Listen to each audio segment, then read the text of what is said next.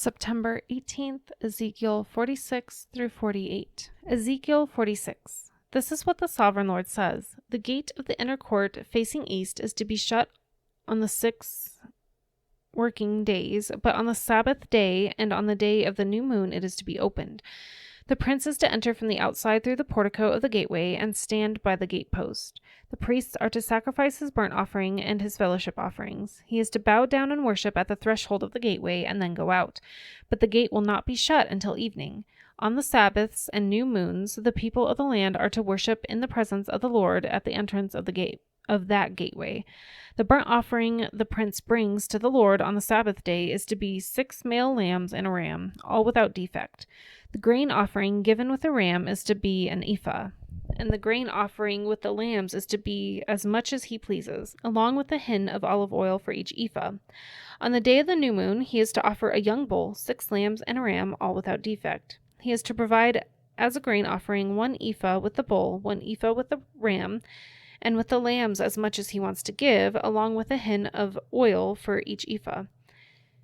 When the prince enters, he is to go in through the portico of the gateway, and he is to come out the same way. When the people of the land come before the Lord at the appointed festivals, whoever enters by the north gate to worship is to go out the south gate, and whoever enters by the south gate is to go out the north gate. No one is to return through the gate by which they entered, but each is to go out the opposite gate. The prince is to be among them, going in when they go in, and going out when they go out. At the feasts and the appointed festivals, the grain offering is to be an ephah with a bull, an ephah with a ram, and with the lambs as much as he pleases, along with a hin of oil for each ephah. When the prince provides a freewill offering to the Lord, whether a burnt offering or fellowship offerings, the gate facing east is to be opened for him. He shall offer his burnt offering or his fellowship offerings as he does on the Sabbath day.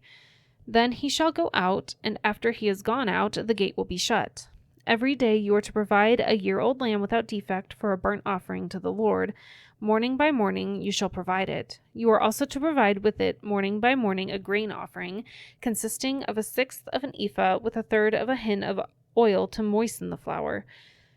The presenting of this grain offering to the Lord is a lasting ordinance. So the lamb and the grain offering and the oil shall be provided morning by morning for a regular burnt offering.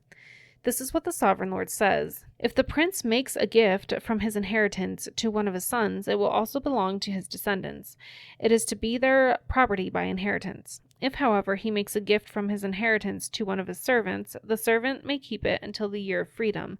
Then it will revert to the prince. His inheritance belongs to his sons only. It is theirs. The prince must not take any of the inheritance of the people, driving them off their property. He is to give his sons their inheritance out of his own property, so that not one of my people will be separated from their property. Then the man brought me through the entrance at the side of the gate to the sacred rooms facing north, which belonged to the priests, and showed me a place at the western end. He said to me, "This is the place where the priests are to cook the guilt offering and the sin offering and bake the grain offering, to avoid bringing them into the outer court and consecrating the people." He then brought me to the outer court and led me around to its 4 corners, and I saw in each corner another court. In these 4 corners of the outer court were enclosed courts, 40 cubits long and 30 cubits wide. Each of the courts and the 4 corners was the same size. Around the inside of each of the 4 courts was a ledge of stone, with places for fire built all around under the ledge. He said to me, "These are the kitchens where those who minister at the temple are to cook the sacrifices of the people." Ezekiel 47. The man brought me back to the entrance to the temple, and I saw water coming out from under the threshold of the temple toward the east, for the temple faced east. The water was coming down from under the south side of the temple, south of the altar. He then brought me out through the north gate and led me around the outside to the outer gate facing east, and the water was trickling from the south side. As the man went eastward with a measuring line in his hand, he measured off 1,000 cubits and then led me through water that was ankle deep. He measured off another 1,000 cubits and led me through water that was knee deep. He measured off another 1,000 and led me through water that was up to the waist. He measured off another 1,000, but now it was a river that I could not cross, because the water had risen and was deep enough to swim in, a river that no one could cross. He asked me, "Son of man, do you see this?" Then he led me back to the bank of the river. When I arrived there, I saw a great number of trees on each side of the river. He said to me, "This water flows toward the eastern region and goes down into the Araba, where it enters the Dead Sea. When it empties into the sea, the salty water there becomes fresh. Swarms of living creatures will live wherever the river flows. There will be a large number of fish, because this water flows there and it makes the salt water fresh. So where the river flows, everything will live. Fishermen will stand along the shore from En Gedi to En Eglaim. There will be places for spreading nets. The fish will be of many kinds, like the fish of the Mediterranean Sea, but the swamps and marshes will not become fresh. They will be left for salt. Fruit trees of all kinds will grow on both banks of the river. Their leaves will not wither, nor will their fruit fail. Every month they will bear fruit, because the water from the sanctuary flows to them. Their fruit will serve for food, and their leaves for healing." This is what the Sovereign Lord says. These are the boundaries of the land that you will divide among the 12 tribes of Israel as their inheritance, with 2 portions for Joseph. You are to divide it equally among them. Because I swore with uplifted hand to give it to your ancestors, this land will become your inheritance.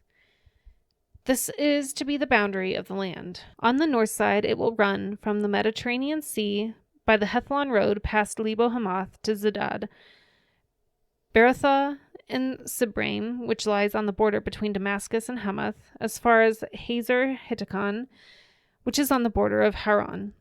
The boundary will extend from the sea to Hazar-Anan along the northern border of Damascus, with the border of Hamath to the north. This will be the northern boundary. On the east side of the boundary will run between Haran and Damascus, along the Jordan between Gilead and the land of Israel, to the Dead Sea as far as Tamar. This will be the eastern boundary. On the south side it will run from Tamar as far as the waters of Meribah Kadesh, then along the Wadi of Egypt to the Mediterranean Sea. This will be the southern boundary. On the west side, the Mediterranean Sea will be the boundary to a point opposite Lebo Hamath. This will be the western boundary. You are to distribute this land among yourselves according to the tribes of Israel. You are to allot it as an inheritance for yourselves and for the foreigners residing among you and who have children. You are to consider them as native-born Israelites. Along with you, they are to be allotted an inheritance among the tribes of Israel. In whatever tribe a foreigner resides, there you are to give them your inheritance, declares the Sovereign Lord. Ezekiel 48. These are the tribes listed by name. At the northern frontier, Dan will have 1 portion. It will follow the Hethlon road to Lebo Hamath.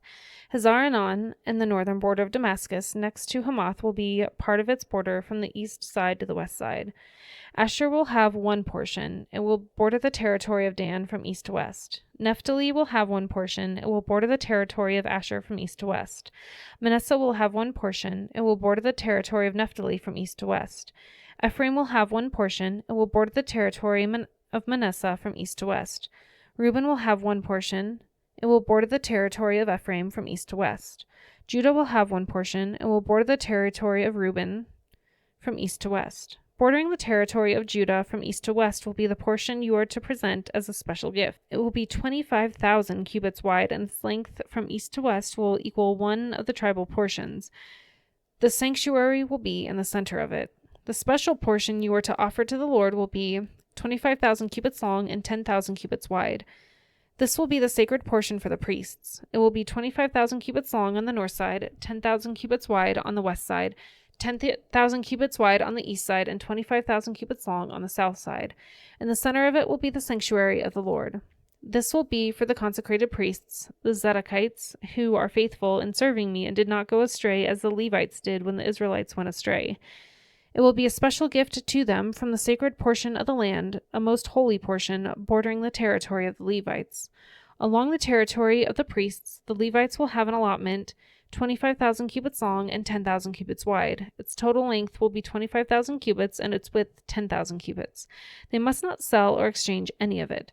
This is the best of the land and must not pass into other hands, because it is holy to the Lord. The remaining area, 5,000 cubits wide and 25,000 cubits long, will be for the common use of the city, for houses and for pasture land. The city will be in the center of it and will have these measurements: the north side 4,500 cubits, the south side 4,500 cubits, the east side 4,500 cubits, and the west side 4,500 cubits. The pasture land for the city will be 250 cubits on the north, 250 cubits on the south, 250 cubits on the east, and 250 cubits on the west. What remains of the area bordering on the sacred portion and running the length of it will be 10,000 cubits on the east side and 10,000 cubits on the west side.